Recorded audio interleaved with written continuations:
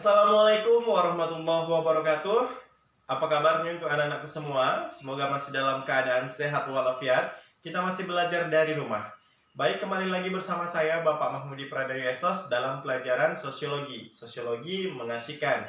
Nah, pada pertemuan kedua ini kita akan membahas mengenai diferensiasi sosial dan stratifikasi sosial ya. Nah, pertama kita akan membahas mengenai diferensiasi sosial. Nah, sebenarnya materi pendalaman untuk diferensiasi sosial ini berada di kelas 2. Namun di kelas 10 ini kita hanya membahas mengenai awal-awalnya saja, oke ya? Nah, diferensiasi sosial ini kalau misalnya kita artikan different bahasa Inggris artinya adalah perbedaan. Nah, sedangkan dalam kamus sosiologi diferensiasi sosial ini berarti penggolongan atau pengklasifikasian berdasarkan ada agama, ada ras, ada suku, dan ada klan, ya. Nah, itu merupakan pengertian dari diferensiasi sosial. Nah, kita akan menjelaskan secara satu persatu. Nah, yang pertama ialah berdasarkan ras. Nah, kalau kita artikan dari berdasarkan ras, penggolongan berdasarkan ras, menurut Traplinton, manusia ini terbagi menjadi 3 ras. Yang pertama ialah ras Mongoloid, yang kedua ialah ras Kaukasoid, yang ketiga adalah ras Negroid. Nah, kita orang Asia, orang Indonesia berada di ras mana? Nah, kita berada di ras Mongoloid dengan beberapa ciri-ciri dari segi fisik. Nah, contohnya adalah warna kulit kuning sampai ke sawo matang. Kemudian yang kedua adalah rambut lurus, yang ketiga bulu badan sedikit, dan yang keempat adalah mata sipit. Nah, ini tidak menjamin keseluruhan orang yang di Asia itu seperti itu ciri-cirinya, namun lebih kebanyakan. Nah, orang Asia yang berkulit hitam juga ada, rambut keriting juga ada, namun lebih banyak. Nah, makanya bisa kita kategorikan. Nah, ras Mongoloid itu memiliki ciri-ciri yang disebutkan tadi. Nah, itu merupakan diferensiasi sosial menurut ras, ya. Nah, kemudian yang kedua adalah berdasarkan suku bangsa. Nah, kalau berdasarkan suku bangsa, menurut C. van Vollenhoven mengatakan bahwasannya suku bangsa yang ada di Indonesia ini terbagi menjadi 316 suku bangsa. Nah, sedangkan menurut Profesor Dr. Kunchoroningrat mengatakan bahwasannya suku bangsa yang ada di Indonesia ini sebanyak 119 suku bangsa.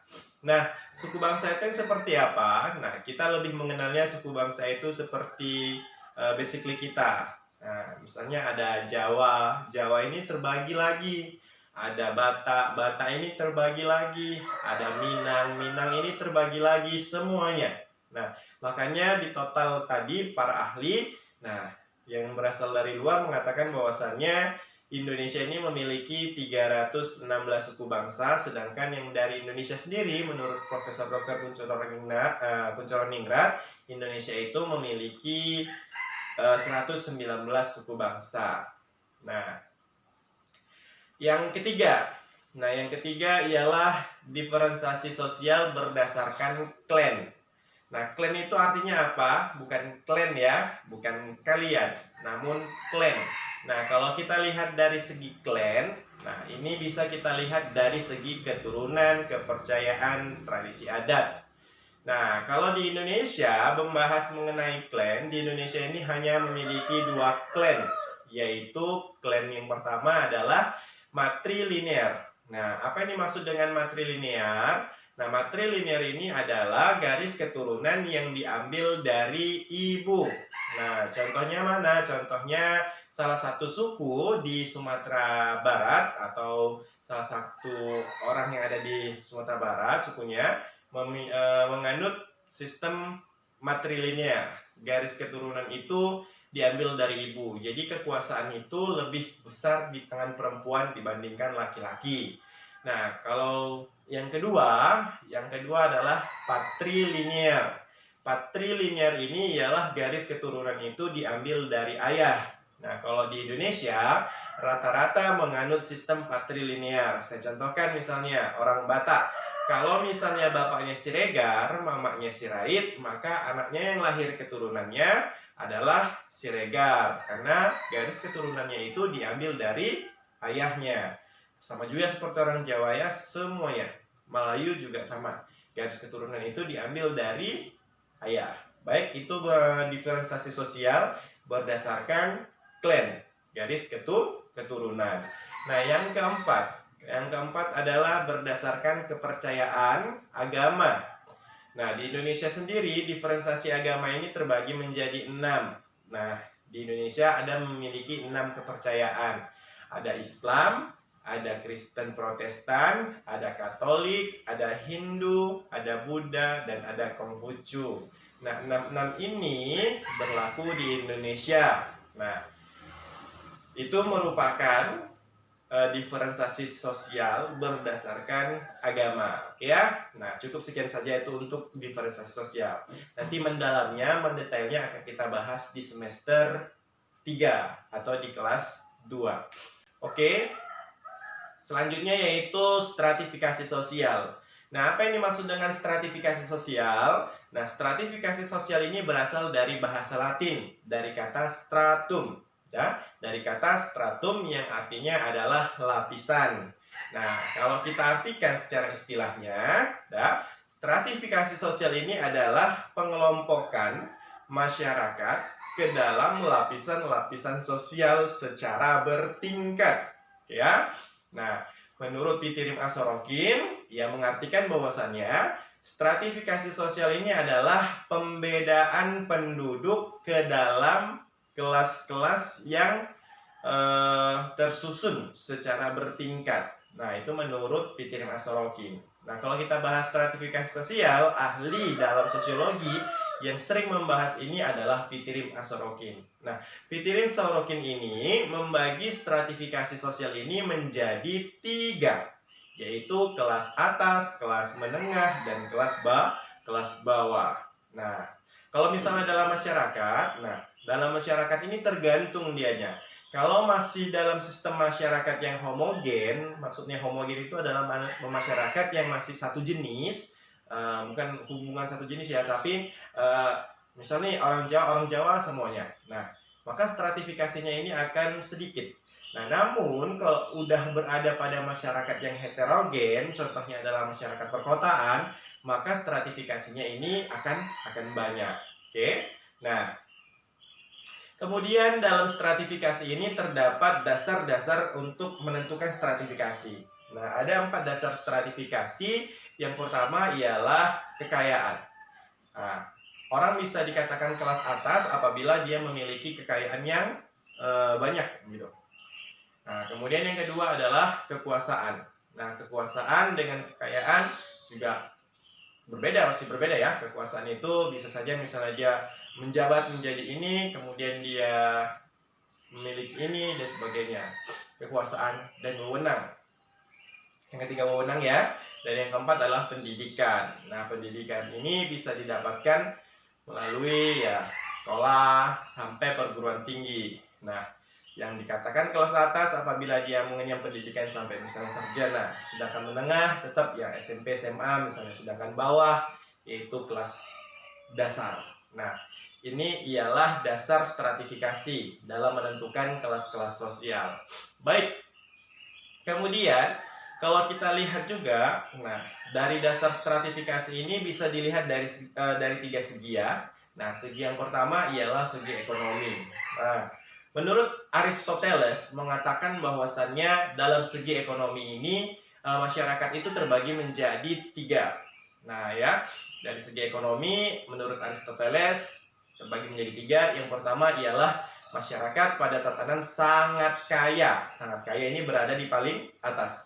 Kemudian yang kedua, kaya. Nah, kaya ini berada pada posisi menengah. Dan yang ketiga ialah miskin. Miskin berada pada posisi paling bawah. Nah, ini menurut Aristoteles dari segi ekonomi. Kemudian yang kedua, dari segi sosial. Nah, dari segi sosial ini ialah stratifikasi yang berdasarkan status sosial dalam masyarakatnya. Nah, saya contohkan di sini adalah masyarakat Bali. Nah, masyarakat Bali ini memiliki 4 tingkatan. Nah, yang pertama adalah Brahmana, yang kedua adalah Satria, yang ketiga adalah Waisa, dan yang keempat adalah Sudra. Nah, ini adalah tingkatan sosial dalam masyarakat Bali. Nah, mereka itu membagi kelas-kelas masing-masing. Brahmana ini tingkatan yang misalnya kalau dalam kerajaan yang paling tinggi, rajanya, ratunya gitu kan. Kemudian Satria ini sama dia seperti kayak Perdana Menterinya. Kemudian kalau misalnya Waisa ini dia sama seperti kayak prajurit, ya kan. Kemudian kalau Sudra ini sama dia seperti buruh. Nah, buruhnya. Nah, ini merupakan tingkatan stratifikasi sosial. Nah, berdasarkan segi sosialnya. Nah, yang terakhir ialah segi politik. Nah, kalau misalnya dari segi politik ini, pada segi politik ini bisa dikatakan dia seperti ini. Orang yang berada di kelas atas merupakan mereka-mereka yang memiliki kekuasaannya. Nah, presiden, menteri, dan sebagainya, jajarannya, anggota dewan, itu merupakan kelas atas. Sedangkan kelas menengahnya itu mungkin pada tingkat daerah. Pada tingkat daerah seperti gubernur misalnya, kemudian bupatinya dan sebagainya. Sedangkan pada kelas bawah ialah mereka-mereka yang memilih, yaitu rakyatnya. Nah, tapi sebenarnya yang berada di tingkat atas itu adalah rakyat. Kenapa? Rakyatlah yang memilih kekuasaan. Rakyatlah yang memilih mereka menjadi seorang pemimpin. Nah, jadi jangan sampai terbalik ya. Nah, itu merupakan segi-segi pembagian untuk dasar stratifikasi yang dilihat dari segi ekonomi, segi politik, dan segi sosialnya. Nah, yang terakhir ialah konsekuensi-konsekuensi dalam stratifikasi. Nah, maksudnya konsekuensi di sini adalah perbedaan-perbedaan yang biasanya dilakukan dalam masyarakat. Nah, kita contohkan. Nah, ada sekitar 7 mungkin ya, 7 konsekuensinya. Yang pertama dilihat dari bahasa dan gaya bahasa. Nah, biasanya kalau misalnya masyarakat perkotaan, dia menggunakan bahasa yang netral misalnya gitu, kebanyakan bahasa Indonesia. Nah, mereka juga biasanya itu mencampurkan dengan sedikit bahasa asing, ya kan? Nah, ada gabungan antara bahasa Indonesia dengan bahasa asing. Nah, sedangkan mungkin untuk mereka-mereka yang berada di masyarakat pedesaan atau yang homogen, biasanya menggunakan bahasa-bahasa daerah dan sebagainya. Nah, ini kelihatan. Bukan berarti perkotaan itu orang itu tingkatan kaya, sedangkan pedesaan miskin, tidak. Melainkan gini, dari gaya mereka berbicara itu berbeda. Nah, tingkatan atas, tingkat menengah, tingkat bawah itu gaya berbicaranya berbeda. Nah, misalnya kita lihat yang viral di media massa, kan? Dia mengaku seperti orang kaya misalnya gitu kan, dengan menggunakan bahasa-bahasa yang ya kalian bilang sok gaul. Nah, kayak gitu ya. Nah, ini yang pertama. Kemudian yang kedua, bisa kita lihat dari segi makanan. Nah, kelas atas, kelas menengah, kelas bawah, makanannya itu berbeda. Nah, tapi biasanya lebih tahan orang bawah. Kenapa? Makanannya lebih sehat dibandingkan orang atas. Kayak gitu ya, katanya ya kan? Nah, ini merupakan konsekuensi juga dalam stratifikasi. Nah, orang-orang di kelas atas itu nggak mau makan makanan katanya orang bawah. Yang ini, dan sebagainya. Nah, kalian tahu sendiri. Kalau misalnya kita lihat dari segi makanan, ini orang kaya nongkrong makan di tempat mewah, ya kan? Nah, sedangkan untuk orang-orang miskin makan nongkrong di jalanan. Nah, ini nampak stratifikasi sosialnya, penggolongan sosialnya. Nah, berdasarkan makanan. Nah, yang ketiga ialah berdasarkan gelar pangkat jabatan. Nah, gelar pangkat jabatan saya contohkan tadi adalah pendidikan misalnya. Yang mereka tamatan SD, ya SD nggak bisa mereka bekerja di perusahaan apa. Nah, kemudian yang menengah maksimal itu selamat datang di Alfamart, Indomaret dan sebagainya, tukang dodos dan sebagainya. Sedangkan mereka-mereka yang berada di kelas atas, nah sarjana, mereka bisa kerja di perkantoran, bisa bekerja di pabrik, bisa bekerja di mana saja. Nah, itu merupakan klasifikasi berdasarkan gelar, pangkat, dan jabatan. Nah, konsekuensinya ya. Nah, kemudian yang sekian kalinya yang keempat ya. Yang keempat adalah hobi dan kegemaran. Nah, misalnya orang kaya ini dia lebih hobi main golf. Nah, kalau orang miskin, golfnya itu diganti sama bola kasti. Orang kaya lebih, tenis tuh ya. Orang kaya lebih hobi main tenis. Nah, kalau orang miskin dia main tenisnya menggunakan bola kasti, tongkatnya itu batangan kayu. Nah, kayak gitu kan. Sedangkan untuk yang kaya, dianya lebih banyak lagi. Nah, itu konsekuensi yang dilihat dari hobi dan kegemaran. Nah, kemudian yang kelima Yang kelima ialah pakaian.